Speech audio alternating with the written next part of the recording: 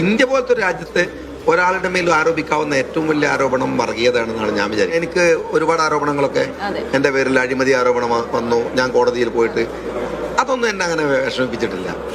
വർഗീയവാദി എന്നൊക്കെ പറയുമ്പോൾ ഉണ്ടാകുന്നൊരു വിഷമമുണ്ട്. കാരണം നമ്മള് അതൊരു വളരെ ഈ ഇന്ത്യ പോലത്തെ ഒരു രാജ്യത്ത് ഒരാളുടെ മേൽ ആരോപിക്കാവുന്ന ഏറ്റവും വലിയ ആരോപണം വർഗീയതയാണെന്നാണ് ഞാൻ വിചാരിക്കുന്നത്. അഴിമതിയൊന്നുമല്ല.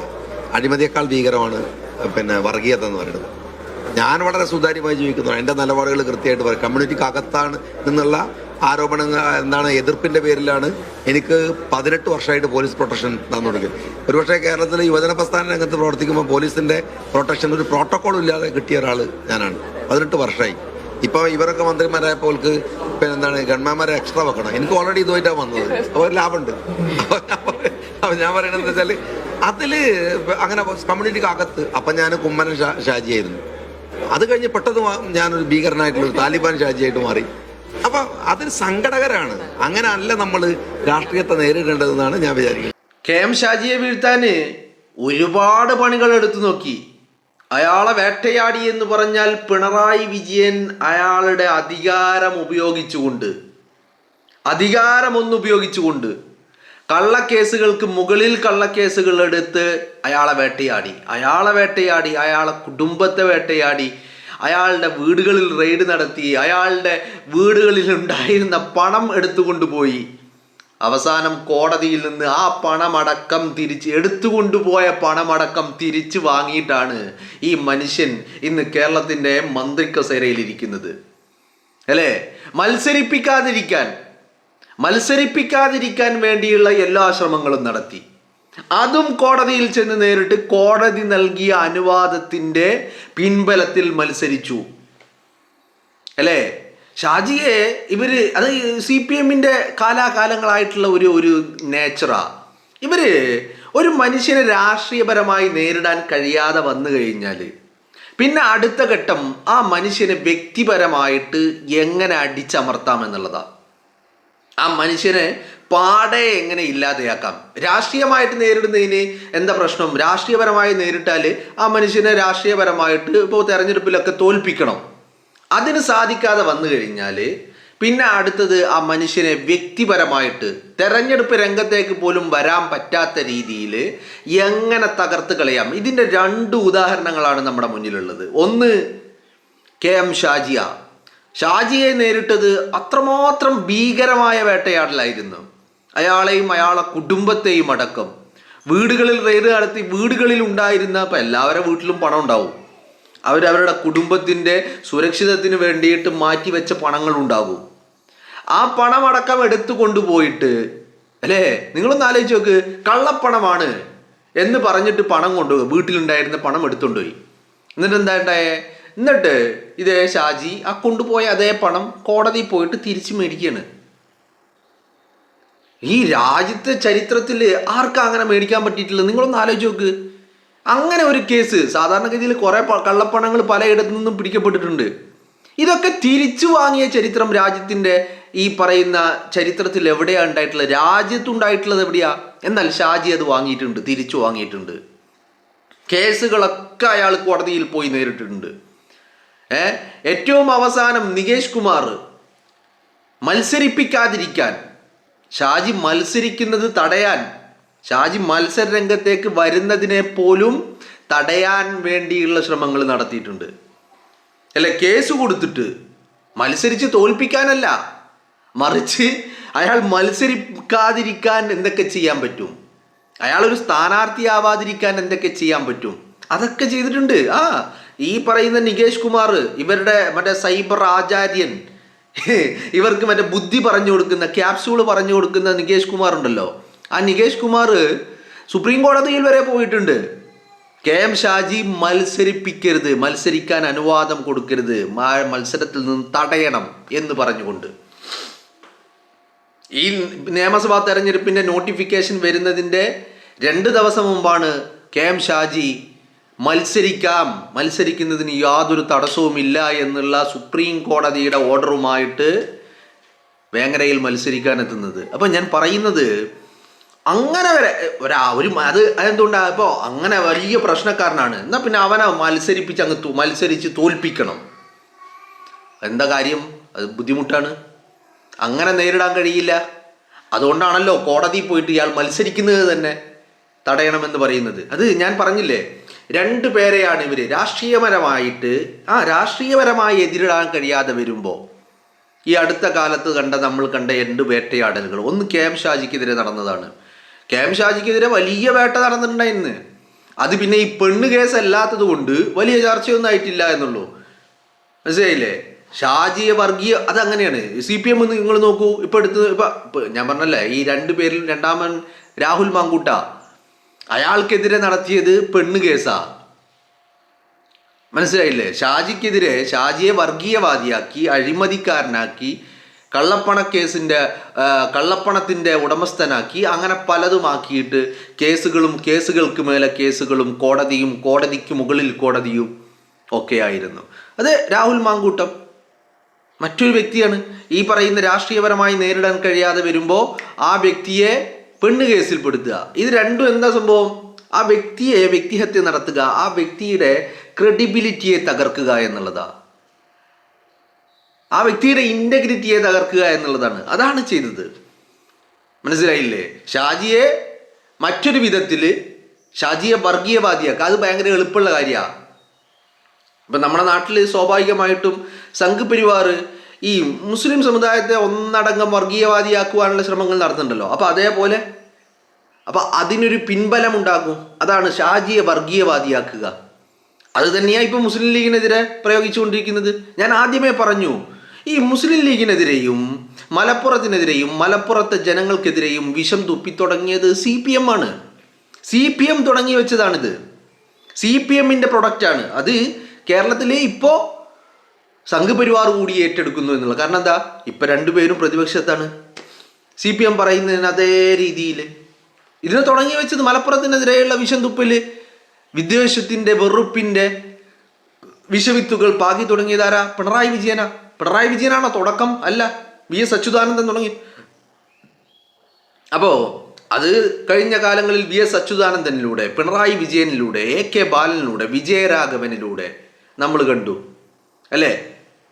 പിന്നെ പിണറായി വിജയന്റെ ഊമ്പൽ വിദഗ്ധനായിട്ടുള്ള വെള്ളാപ്പള്ളി നടേശനിലൂടെയും നമ്മൾ കണ്ടു. അപ്പോൾ ഈ വർഗീയത, അത് ഷാജി പറഞ്ഞ ആ ഒരു പോയിന്റ് അത് വലിയ കൃത്യമാണ്. അഴിമതിയേക്കാൾ വലിയ പ്രശ്നം ഒരാളെ വർഗീയവാദിയാക്കുക എന്നുള്ളതാ. കാരണം അതിന് പ്രത്യേക തെളിവുകളൊന്നും വേണ്ട, അതിന് പ്രത്യേക ഇൻസിഡന്റ് ഒന്നും വേണ്ട. മനസ്സിലായില്ലേ? ഇപ്പൊ പെണ്ണ് കേസാണെങ്കിൽ അയാൾ പീഡിപ്പിച്ചു എന്ന് പറയാൻ ഒരു പെണ്ണ് വേണം. അഴിമതിയാണെങ്കിൽ എവിടെയാണ് അഴിമതി നടത്തിയത്, എന്താണ് കാര്യം, എവിടെയാണ് അഴിമതി എന്നുള്ളത് കാണിക്കണം. വർഗീയവാദി എന്ന് വിളിച്ചാൽ മതി. അത് നിരന്തരമായിട്ട് പല ആളുകളെ കൊണ്ട് വിളിപ്പിച്ചാൽ മതി. അതിന് പ്രത്യേക ഇൻസിഡന്റ് ഒന്നും വേണ്ട. മനസ്സിലായില്ലേ? ഇപ്പം മുസ്ലിം ലീഗുകാരനെ വർഗീയവാദിയാക്കുന്നുണ്ടല്ലോ അല്ലേ? മുസ്ലിം ലീഗുകാരനെതിരെ വർഗീയവാദി എന്നല്ല വിളിക്കുന്നത്. അത് ഈ മനുഷ്യന്റെ, അത് എന്തിനാ? അത് ജനങ്ങൾക്കിടയിലുള്ള ഒരു ക്രെഡിബിലിറ്റി അതിനെ തകർക്കുക. അതാണ് അത് പ്രത്യേകിച്ച് ഈ വർഗീയവാദിയാക്കുമ്പോൾ എന്താ ഒരു കാര്യം?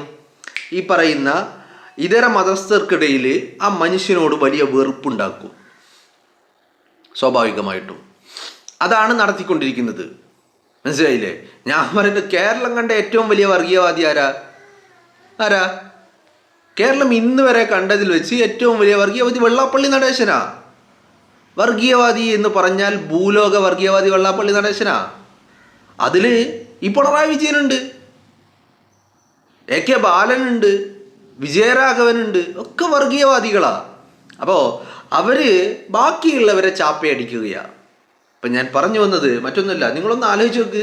ഈ തെരഞ്ഞെടുപ്പ് നോട്ടിഫിക്കേഷൻ വരുന്നതിന് മുമ്പാണ് ഷാജി സുപ്രീം കോടതിയിൽ നിന്ന് നിങ്ങൾക്ക് മത്സരിക്കാം, സ്ഥാനാർത്ഥിയാവാം, ഒരു തടസ്സവുമില്ല അല്ലേ? പല രീതിയിലാ. ഷാജി MLA ആയിരുന്നപ്പോൾ അയാളെ MLA സ്ഥാനം അയാളെ പുറത്താക്കി, സസ്പെൻഡ് ചെയ്ത്. ഷാജി വീണ്ടും സുപ്രീം കോടതിയിൽ പോയിട്ട് തിരിച്ച് നിയമസഭയിലേക്ക് എത്തിയ അയാള്. മനസ്സിലായില്ലേ? അപ്പം ഞാൻ പറഞ്ഞു വരുന്നത്, വലിയ രീതിയിലുള്ള ഈ വർഗീയവാദിയാക്കുക അതൊരു വലിയ ഈസി, ഒരു മനുഷ്യനെ വെട്ടി വീഴ്ത്താൻ, ഒരു മനുഷ്യനെ തേജോവധം ചെയ്യാൻ, അയാളുടെ ക്രെഡിബിലിറ്റിയെ തകർക്കാൻ ഏറ്റവും ഈസി ആയിട്ടുള്ള വേ എന്ന് പറയുന്നത് അത് ഈ വർഗീയവാദിയാക്കി ചിത്രീകരിക്കുക, ചാപ്പയടിക്കുക എന്നുള്ളതാണ്. അത് വളരെ ഈസി ആയിട്ടുള്ള പരിപാടിയാണ്. കാരണം അതാണ് ഞാൻ ഈ പറഞ്ഞ, പെണ്ണ് കേസാണെങ്കിൽ അപ്പുറത്ത് പരാതി പറയാൻ ഒരു പെണ്ണ് വേണം. അഴിമതിയാണെങ്കിൽ അവിടെ ഒരു അഴിമതി നടത്തി എന്നുള്ളതിനൊരു ഇത് വേണം. വർഗീയവാദിയാക്കാൻ അതൊന്നും വേണ്ട. മനസ്സിലായില്ലേ? അപ്പോൾ ഒന്നില്ലെങ്കിൽ വർഗീയവാദിയാക്കുക, അതല്ലെങ്കിൽ പെണ്ണ് കേസ്. ഇത് നിരന്തരമായിട്ട് നമ്മൾ കണ്ടുകൊണ്ടിരിക്കുന്നതാ. ചിലതിലൊക്കെ അവർ വിജയിച്ചിട്ടുമുണ്ട്, ചിലതിലൊക്കെ മിക്കതും ചീറ്റിപ്പോയിട്ടുണ്ട്, ചിലതിലൊക്കെ വിജയിച്ചിട്ടുണ്ട്. മനസ്സിലായില്ലേ? പിന്നെ ഇത് വിജയിക്കാതെ പോകുന്നതിൻ്റെ കാരണം എന്താണെന്നറിയോ? ഇത് കിട്ടാത്ത മുന്തിരി പുളിക്കുമെന്ന് പറഞ്ഞതുപോലെ പലതും നേരിടാൻ കഴിയാതെ വരുമ്പോൾ, അല്ലെങ്കിൽ ഒരടിസ്ഥാനവുമില്ലാതെ വർഗീയവാദി എന്ന് വിളിക്കുമ്പോഴാണ് ഈ പ്രശ്നങ്ങൾ ഉണ്ടാവുന്നത്. അതിന് ഒരുപാട് കാരണങ്ങളുണ്ട് കേട്ടോ. കാരണം ഇപ്പം ഷാജി ആണെങ്കിലും രാഹുൽ മാങ്കൂട്ടാണെങ്കിലും രണ്ടും രാഷ്ട്രീയപരമായിട്ട് നേരിടാൻ കഴിയാത്ത വ്യക്തികളാണ്. വലിയ അഗ്രസീവാണ്, വലിയ പോരാട്ട വീര്യങ്ങളുള്ളവരാണ്, വലിയ വാക്കിന് മൂർച്ചയുള്ളവരാണ്. മനസ്സിലായില്ലേ? അതാണ് അത്തരക്കാരെ നേരിടാൻ ഒരാള് ഇങ്ങനെ കത്തിജ്വലിക്കും എന്ന് CPM ഉറപ്പായി കഴിഞ്ഞാൽ ആ മനുഷ്യനെ വ്യക്തിഹത്യ നടത്തുക എന്നുള്ളത് CPM കാലാകാലങ്ങളിലുള്ള ഒരു തന്ത്രമാണ്. അതിന് സംഘപരിവാർ തന്നെ വേണമെന്നില്ല. മനസ്സിലായില്ലേ? CPM ഇപ്പം നിങ്ങൾ നോക്ക്, തമിഴ്നാട്ടിൽ ഈ CPM മത്സരിച്ചതും സഖ്യം കൂടിയതും ഒക്കെ ഈ തെരഞ്ഞെടുപ്പിൽ, അതിപ്പോൾ എവിടെയും ഉണ്ടായിരുന്നു കേട്ടോ. ഇപ്പം ഈ തെരഞ്ഞെടുപ്പിൽ നമ്മളെ ഇവിടെ ഇത്രയും ദിവസം വർഗീയവാദികൾ എന്തിന് 2024 ഉപതെരഞ്ഞെടുപ്പിൽ പാലക്കാട്ട് നിന്ന് രാഹുൽ മാങ്കൂട്ടം വിജയിച്ച് കയറിയപ്പോൾ അന്ന് പിണറായി പിണറായി വിജയൻ്റെ കൃമികീടങ്ങളും പറഞ്ഞത് എന്താ? വർഗീയവാദികളായ SDPIക്കാരുടെ വോട്ട് വാങ്ങിയിട്ടാണ്. മനസ്സിലായില്ലേ? പൗരത്വ ഭേദഗതി ബില്ലും CAA-യും NRC-യും ഒക്കെ വന്നപ്പോൾ അന്ന് പ്രതിഷേധങ്ങൾ ഉണ്ടായപ്പോൾ അന്നും പിണറായി വിജയൻ പറഞ്ഞത് എന്താ? അതിൽ SDPIക്കാർ തീവ്രവാദികൾ നുഴഞ്ഞു കയറി എന്നാണ്. എന്നാൽ ഈ തെരഞ്ഞെടുപ്പ് വന്നപ്പോൾ പിണറായി വിജയന് ആ തീവ്രവാദികളുടെ വോട്ട് വേണമായിരുന്നു. മനസ്സിലായില്ലേ? അന്ന് തീവ്രവാദികളെന്ന് കേരളത്തിന് നിയമസഭയിലാണ് പിണറായി വിജയൻ ഇതൊക്കെ പറഞ്ഞിട്ടുള്ളത്.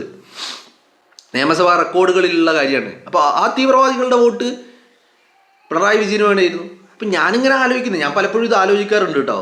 ഇങ്ങനെ തീവ്രവാദി എന്നും വർഗീയവാദി എന്നും രാജ്യദ്രോഹി എന്നും ചാപ്പ കുത്തിയ ആളുകൾ തങ്ങളെ, ഇപ്പോൾ എന്നെ ഒരാൾ നീ വർഗീയവാദിയാണ് എന്ന് പറയുമ്പോൾ ഞാൻ ആ വ്യക്തിക്ക് വോട്ട് ചെയ്യേണ്ടി വരിക.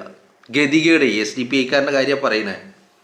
അപ്പോൾ ഈ ഷാജി പറഞ്ഞ പോലെ അഴിമതി എന്നൊക്കെ പറയുന്നതിനേക്കാൾ വലിയ എഫക്റ്റ് ഉണ്ടാക്കുന്ന സംഭവമാണ് ഒരു മനുഷ്യനെ വർഗീയവാദിയാക്കുക എന്ന് പറഞ്ഞാൽ. രാഷ്ട്രീയപരമായി നേരിടാൻ കഴിയാതെ വരുമ്പോൾ നടത്തുന്ന അത് തന്നെയാണ്. ഇപ്പോൾ ഷാജിക്കെതിരെ എടുത്ത് പ്രയോഗിച്ച അതേ ആയുധം ഇന്ന് മുസ്ലിം ലീഗിന് ഒന്നടങ്കം മുസ്ലിം ലീഗിനെതിരെ അവർ പ്രയോഗിച്ചുകൊണ്ടിരിക്കുക അല്ലേ? ഇപ്പം മുസ്ലിം ലീഗുകാരൻ മന്ത്രിയാവുന്നത് പ്രശ്നം, മുസ്ലിം ലീഗുകാരൻ ക്യാബിനറ്റിൽ ഉണ്ടാവുന്ന പ്രശ്നം, മുസ്ലിം ലീഗുകാരൻ MLA ആകുന്നത് പ്രശ്നം, ഒക്കെ പ്രശ്നമാണ്. ആർക്കാ പ്രശ്നം? ഇത് കൃമികീടങ്ങൾക്കാണ് പ്രശ്നം. എന്നാൽ മുസ്ലിം ലീഗുകാരനെ സ്വാഗതം ചെയ്ത് AKG സെൻറ്ററിൻ്റെ വാതിൽ തുറന്നു വെച്ചിട്ട് ഇങ്ങനെ കാത്തിരുന്നപ്പോൾ അങ്ങനെ ഒരു സമയം ഉണ്ടായല്ലോ. ഈ കഴിഞ്ഞ കാലങ്ങളിൽ ഒരുപാട് പിന്നിലല്ല, ഇപ്പം അടുത്ത കാലത്ത് അങ്ങനെ ഒരു കാര്യം ഉണ്ടായല്ലോ. മുസ്ലിം ലീഗുകാരനെ സ്വാഗതം ചെയ്യാൻ വേണ്ടി കാത്തിരുന്ന് AKG സെൻറ്ററിൻ്റെ വാതിൽ തുറന്നു വെച്ചിട്ട് അതിനുള്ളിൽ ഇങ്ങനെ മുസ്ലിം ലീഗുകാരൻ വരുന്നുണ്ടോ എന്നിങ്ങനെ നോക്കിയിരുന്ന ഒരു കാലം ഉണ്ടായില്ലേ? അന്ന് മുസ്ലിം ലീഗുകാരൻ വലിയ ജനാധിപത്യ പാർട്ടിയായിരുന്നു, മതേതരത്വ പാർട്ടിയായിരുന്നു അല്ലേ? വലിയ പുണ്യങ്ങൾ ചെയ്യുന്ന പാർട്ടിയായിരുന്നു. എന്നാൽ ഇല്ല, നോക്കിയിരുന്ന് സമയം പോയതല്ലാതെ മുസ്ലിം ലീഗുകാരൻ അങ്ങോട്ട് വരില്ല എന്ന് മനസ്സിലാക്കിയപ്പോൾ അവനെ വർഗീയവാദിയാക്കുക, ചാപ്പയടി. അത് എന്തുകൊണ്ടാണ്? രാഷ്ട്രീയപരമായി നേരിടാൻ കഴിയില്ല. അത് തന്നെയാണ് അതിൻ്റെ കാര്യമെന്ന് പറയുന്നത്. ഇപ്പം നിങ്ങളൊന്ന് നോക്ക്, ഏറ്റവും വലിയ ഒരു മുസ്ലിം ലീഗ് എന്ന് പറയുന്ന പാർട്ടി വയനാട്ടിൽ ദുരിതം ഉണ്ടായപ്പോൾ ആ ദുരിതബാധ പുനരധിവസിപ്പിക്കാൻ മുസ്ലിം ലീഗ് ഒരു ടൗൺഷിപ്പ് ഉണ്ടാക്കുന്നു. സർവ്വസന്നാഹങ്ങളോടും കൂടി പിണറായി വിജയൻ സർക്കാരും ഒരു ടൗൺഷിപ്പ് ഉണ്ടാക്കുന്നു. ഫലത്തിൽ അവസാനം എന്താ ഉണ്ടായത്? സർക്കാരിൻ്റെ ടൗൺഷിപ്പിനേക്കാൾ മികച്ച് നിൽക്കുന്ന രീതിയിൽ ഒരു ടൗൺഷിപ്പ് മുസ്ലിം ലീഗിന് ഉണ്ടാക്കി അത് കൈമാറാൻ സാധിച്ചു എന്നുള്ളത് വലിയ രീതിയിൽ ചർച്ചയാക്കപ്പെട്ടു. അപ്പോൾ ഈ രാഷ്ട്രീയപരമായിട്ട് നേരിടാൻ എന്ത് വേണം? മുസ്ലിം ലീഗിനേക്കാളും മികച്ചത് എന്ന് പറയാവുന്ന രീതിയിൽ ചെയ്യാൻ ആർക്ക് കഴിയണം? സർക്കാരിന് കഴിയണം. അത് കഴിഞ്ഞോ? കഴിഞ്ഞില്ല. അപ്പോൾ രാഷ്ട്രീയപരമായിട്ട് നേരിടാൻ കഴിയുന്നില്ല. മുസ്ലിം ലീഗിൻ്റെ രാഷ്ട്രീയ പ്രവർത്തനങ്ങളെ നേരിടാൻ കഴിയാതെ വരുമ്പോഴാണ് ഈ ചാപ്പയടികൾ നടത്തിക്കൊണ്ടിരിക്കുന്നത് എന്നുള്ളതാണ്. അപ്പം ഞാനിത് പറയുന്നത് ഇത് കാലാകാലങ്ങളായിട്ട് ഇന്നും നിലയും തുടങ്ങിയതൊന്നല്ല. അത് കാലാകാലങ്ങളായിട്ട് CPM എന്ന് പറയുന്ന പാർട്ടി, അതിപ്പോൾ ആരൊക്കെ മാറി മാറി വരുമ്പോൾ പിണറായി വിജയന്, VS അച്യുതാനന്ദന്, AK ബാലന്, വിജയരാഘവന്, ഓരോ സ്ഥാനങ്ങളിൽ വരുന്ന ആളുകളുടെ പേര് ഞാൻ മാത്രമേ പറയുന്നുള്ളൂ. അപ്പോൾ ഇത് കാലാകാലങ്ങളായിട്ട് ഇങ്ങനെ മാറി മാറി വരുന്ന ഇവരുടെ ആളുകൾ നിരന്തരമായിട്ട് തുടർന്നു കൊണ്ടിരുന്ന കാര്യമാണ്. മനസ്സിലായില്ലേ? അപ്പോൾ ഈ പറയുന്നത് അത്രയും വളരെ കൃത്യമായിട്ട് ഇപ്പം നിങ്ങളൊന്ന് ആലോചിച്ച് നോക്കൂ. ഇപ്പോൾ ഈ മുസ്ലിം ലീഗുകാരൻ വർഗീയവാദിയാണ് എന്ന് വിളിക്കുന്ന അതേ ആളുകൾ ഇന്ന് മുസ്ലിം ലീഗ് ഇപ്പം നേരെ LDFന്റെ ഭാഗമായി എന്ന് കരുതുക. അപ്പോൾ മുസ്ലിം ലീഗുകാരൻ നല്ല ഒന്നാം തരം ക്രിസ്റ്റൽ ക്ലിയർ ആയി മാറും. ആരാണ് ഇപ്പം ഇത്? ജനങ്ങളുടെ ഇടയിൽ ഇതൊന്നും ഒരു പ്രശ്നമല്ല കേട്ടോ. ഇപ്പം CPMകാരൻ്റെ അങ്ങനെയാണ് അവരുടെ ചിന്തഗതി. അവനെ എങ്ങനെയെങ്കിലും നമ്മുടെ വലുതിക്കാക്കുക, നമ്മുടെ കൂടെ നിൽക്കുന്നവനാക്കി മാറ്റുക എന്നുള്ള ഒരു ചിന്താഗതിയാണ്. അപ്പോൾ ഈ പറയുന്ന വർഗീയതയുടെ ചാപ്പയടി എല്ലാ പ്രതിസന്ധികളെയും മറികടന്നിട്ടാണ് ഷാജി ഇന്ന് അവിടെ എത്തി നിൽക്കുന്നത്. ഷാജി വെറുതെ അല്ല ഓരോന്നും ചെയ്തു വെക്കുന്നത്. കൃത്യമായിട്ട് പിണറായി വിജയന് കാര്യങ്ങൾ നന്നായിട്ട് ബോധ്യപ്പെട്ടിട്ടുണ്ട്. അന്തകമ്മ അടിമകൾക്ക്, ഈ കൃമികീടങ്ങൾക്ക് മനസ്സിലായിട്ടില്ലെങ്കിലും പിണറായി വിജയന് ബോധ്യമായിട്ടുണ്ട്. പിണറായി വിജയൻ ഇന്നലെ ഫേസ്ബുക്കിൽ ഒരു കുറിപ്പിട്ടിട്ടുണ്ട്. എന്താണ്? ക്രിയാത്മകമായ പിന്തുണകൾ ഉണ്ടാകും, പിന്തുണ പ്രഖ്യാപിച്ചുകൊണ്ട് ആർക്ക്? UDF ഗവൺമെൻറ്റിന്. ഇപ്പം എന്താ അങ്ങനെ ഒരു സന്ധി ചെയ്യാൻ അദ്ദേഹം തയ്യാറായതിൻ്റെ കാരണം എന്താണെന്നറിയോ? എന്താ കാരണം? വരുന്ന നിയമസഭയിൽ താൻ നേരിടാൻ പോകുന്നത് വലിയ ആപത്തുകളെയാണ് എന്ന് പിണറായി വിജയൻ അറിയാം. മറ്റുള്ള ആർക്കറിഞ്ഞില്ലെങ്കിലും പിണറായി വിജയന് ഒന്നും അറിയാത്ത വ്യക്തിയോ ഒന്നും ചിന്തിക്കാത്ത വ്യക്തിയോ എന്നല്ല, നല്ല ബോധ്യമുണ്ട്, നല്ലതുണ്ട്. പക്ഷെ പ്രവർത്തിച്ചത് അത്രയും പലപ്പോഴും കഴിഞ്ഞ കാലങ്ങളിലൊക്കെ അഹങ്കാരം തലക്ക് പിടിച്ചിട്ടുള്ള പ്രവർത്തനങ്ങളായിരുന്നു, അധികാരത്തിൻ്റെ അഹങ്കാരം. ഇപ്പം സന്ധിയിലേക്ക് വരുന്നത് എന്തുകൊണ്ടാ? കാരണം നിയമസഭയിൽ കാത്തിരിക്കുന്നത് അങ്ങനെ ഒരു കൂട്ടം ആളുകളുണ്ട് എന്നുള്ളത് പിണറായി വിജയന് നല്ല ബോധ്യമുണ്ട്. ആ ബോധ്യമാണ് ഇപ്പോൾ കാലിൽ വീണ് മാപ്പ് പറയുന്ന അവസ്ഥയിലേക്ക് എത്തിച്ചിരിക്കുന്നത് എന്നുള്ളതാണ്.